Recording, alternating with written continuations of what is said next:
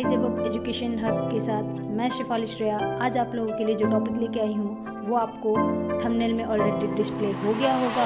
आज जो हम लोगों का टॉपिक है वो है एडिक्शन का मनोसामाजिक विकास का सिद्धांत। डियर फ्रेंड्स, अगर आप हमारे चैनल पे नए हैं तो प्लीज़ चैनल को सब्सक्राइब करना ना भूलें और साथ ही साथ बेल आइकन को प्रेस कर लें ताकि जब भी वीडियो अपलोड हो तो आप लोगों को नोटिफिकेशन मिल जाए। तो अब हम चलते हैं अपने टॉपिक के ऊपर। एडिक्शन के बारे में कुछ इम्पॉर्टेंट पॉइंट हैं जो कि हर एग्ज़ाम की नज़र से बहुत ही महत्वपूर्ण होते हैं। तो चलिए अब हम उसके ऊपर बात करते हैं।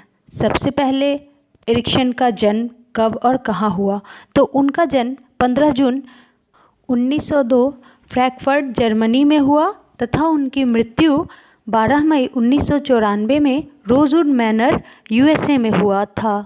जैसा कि हम सभी जानते हैं कि व्यक्तित्व के व्याख्या करने के लिए मनोवैज्ञानिकों ने अनेक सिद्धांत को प्रतिपादित किया था, लेकिन इसी क्रम में एरिक एरिक्सन ने मनोसामाजिक थ्योरी या व्यक्तित्व सिद्धांत का प्रतिपादन किया, जो कि बहुत ही महत्वपूर्ण है और हर एग्ज़ाम के लिए देखा जाए तो यह टॉपिक बहुत ही ज़्यादा महत्वपूर्ण माना जाता है। यह सिद्धांत विभिन्न प्रकार के मनुष्य के व्यक्तित्व के विकास के विषय में है, जिसे हम एरिक्सन थ्योरी के नाम से जानते हैं। एरिक्सन ने अपने सिद्धांत में विशेष ध्यान ईगो पर दिया है, इसलिए एरिक्सन को ईगो साइकोलॉजिस्ट या अहम मनोवैज्ञानिक भी कहा जाता है।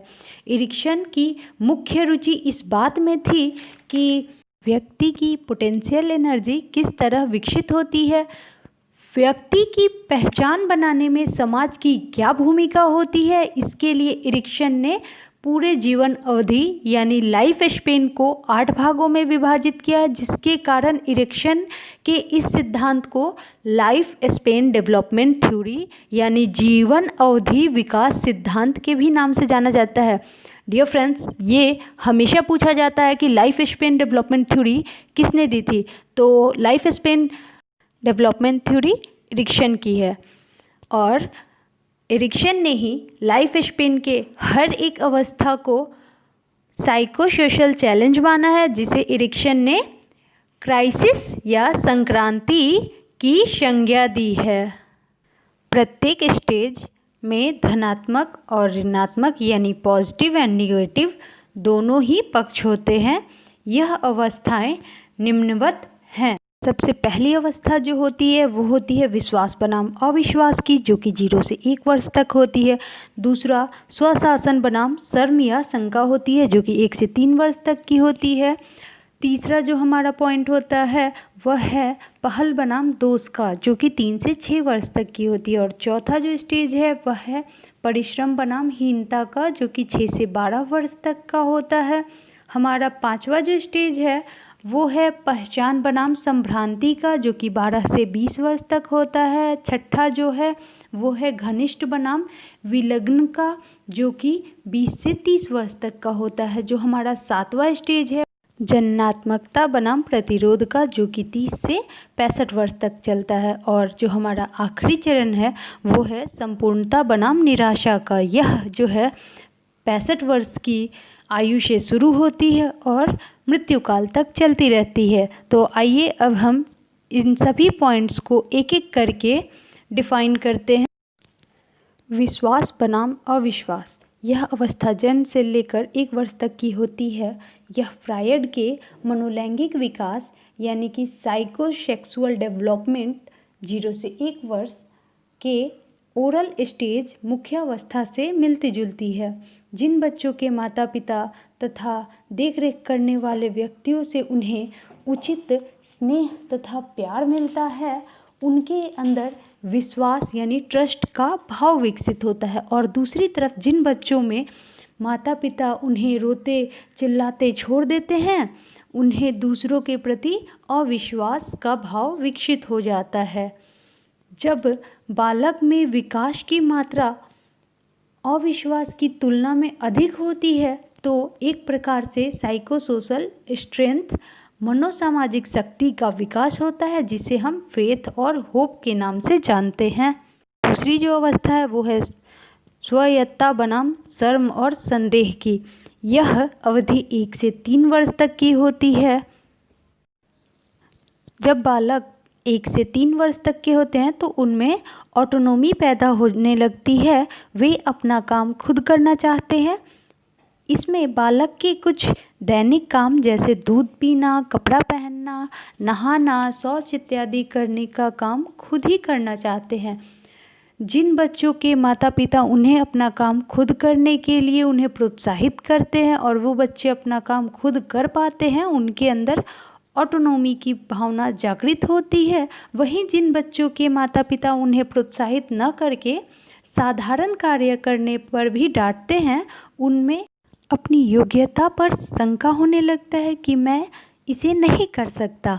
जिस बालक के अंदर स्वशासन बनाम शर्म और शंका का सफलतापूर्वक सामना कर लेते हैं और वे स्वशासन की भावना ज़्यादा होने पर बालक के अंदर एक प्रकार का मनोसामाजिक शक्ति का डेवलपमेंट हो जाता है, जिसे हम इच्छा शक्ति या विल पावर तथा दृढ़ निश्चय के नाम से जानते हैं। तीसरी जो अवस्था है वो है पहल बनाम दोष की। यह अवस्था 3 से 6 वर्ष तक की होती है। इसे प्री चाइल्डहुड स्टेज भी कहा जाता है। इस एज के बच्चे जिज्ञासा दिखलाना प्रारंभ कर देते हैं। इस एज में माता पिता को चाहिए कि बच्चों को जो प्रश्न पूछ रहा है उसका सकारात्मक जवाब दे। कुछ माता पिता पॉजिटिव जवाब न देकर बच्चों को डांट देते हैं, जिससे उनके अंदर गिल्ट की फीलिंग उत्पन्न हो जाती है। जब बच्चे में पहल का अनुपात 2 से ज़्यादा हो जाता है तो उनके अंदर एक नकारात्मक भाव पैदा होता है। वहीं जब गिल्ट से ज़्यादा पहल की भावना होती है तो उनके अंदर एक प्रकार का साइको सोशल स्ट्रेंथ का विकास होता है, जिसे हम उद्देश्य या पर्पस के नाम से जानते हैं। अर्थात वही बालक आगे चलकर लक्ष्य निर्देशित व्यवहार करता है। और अब हमारा चौथा स्टेज आता है श्रमशीलता बनाम हीनता का।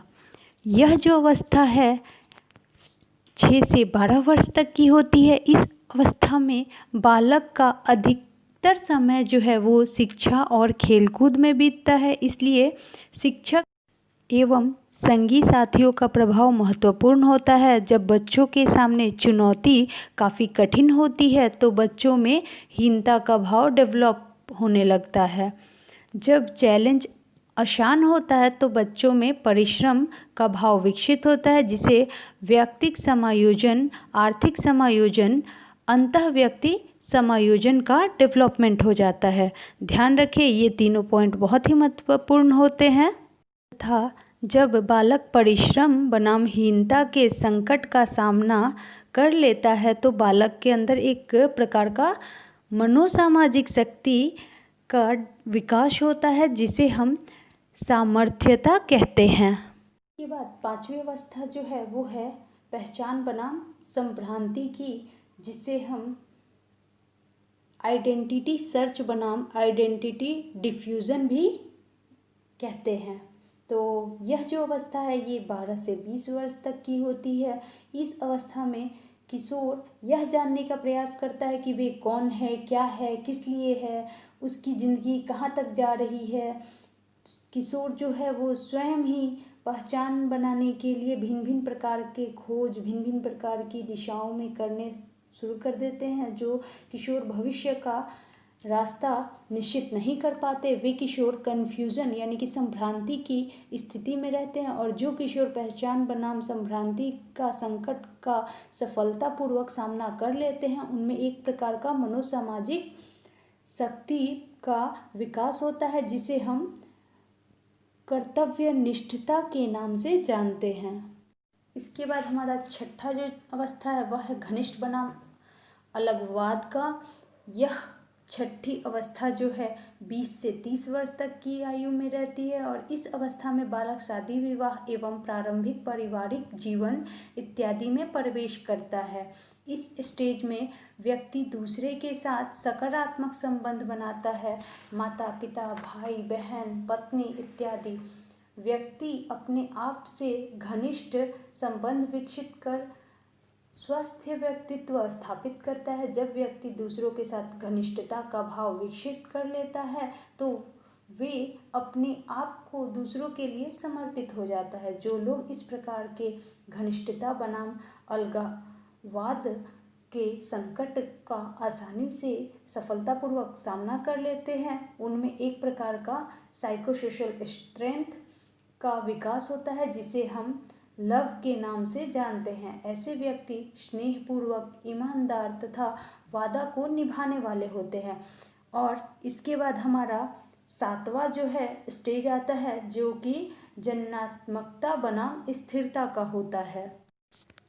इसे हम उत्पत्ति बनाम ठहराव भी कहते हैं। यह अवस्था 30 से 65 वर्ष तक की होती है और इस स्टेज में व्यक्ति में जन्मात्मकता का भाव उत्पन्न होने लगता है। वह कुछ ऐसे काम करते हैं जिनमें व्यक्ति खुद ही समाज का कल्याण एवं अगली पीढ़ी को वो कुछ दे सके। इसे उत्पादकता तथा सृजनात्मकता के नाम से जाना जाता है। जिस व्यक्ति में जन्मात्मकता की चिंता उत्पन्न नहीं होती तो उनमें स्थिरता उत्पन्न हो जाती है। उनमें एक तरह का आत्म तल्लीनता का भाव उत्पन्न होता है। वह व्यक्ति अपनी आवश्यकताओं एवं सुख सुविधाओं को सर्वाधिक इम्पोर्टेंस देता है। लेकिन जो व्यक्ति जन्मात्मकता बनाम स्थिरता का सफलतापूर्वक सामना कर समाधान कर लेता है तो उस व्यक्ति में एक प्रकार का साइकोसोशल स्ट्रेंथ डेवलप हो जाता है, जिसे हम देखभाल के नाम से जानते हैं। और हमारा आखिरी जो स्टेज है वो है संपूर्णता बनाम निराशा का। यह अवधि जो है 65 वर्ष में शुरू होती है और डेथ तक चलती रहती है। एरिक्सन के साइकोसोशल डेवलपमेंट का अंतिम परिपक्वता यानी कि मैच्योरिटी की अवस्था होती है और इस अवस्था में व्यक्ति का ध्यान भविष्य से हटकर अपने बीते दिनों पर उसमें प्राप्त सफलता असफलता के बारे में बैठकर सोचने में ही निकल जाता है कि उसने अपने जीवन में क्या किया, क्या नहीं किया, क्या मूल्यांकन कर पाता है वो।